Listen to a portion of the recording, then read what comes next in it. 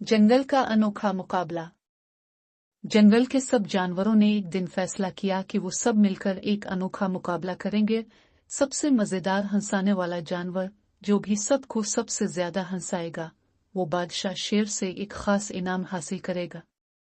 बंदर, हाथी, लुमड़ी, ज़राफ़ा और तूती ने फौरन मुकाबले में हिस्सा लेने का ऐलान कर दिया। सब ने खूब तैयारी शुरू कर दी।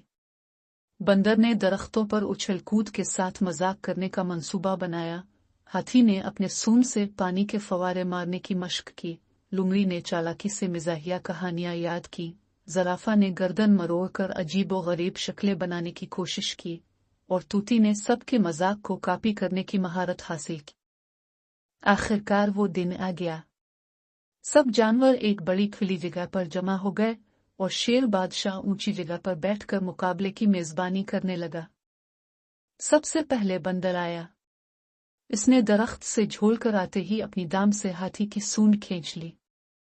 हाथी हैरान होकर पीछे हटा और पीछे बैठे हरनों पर गिर गया।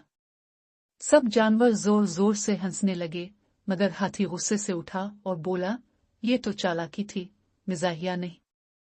हाथी की बारी आई तो उसने अपनी सूंड से पानी का फव्वारा छोड़ा, लेकिन गलती से वो पानी सीधा शेर बादशाह के ऊपर जा गिरा। शेर ने गरज कर कहा, यह मजाक था, मुझे नहलाने का मंसूबा। सब जानवर डर के चुप हो गए, मगर फिर शेर खुद भी हंसने लगा और सब जानवरों ने सिक्का सांस लिया।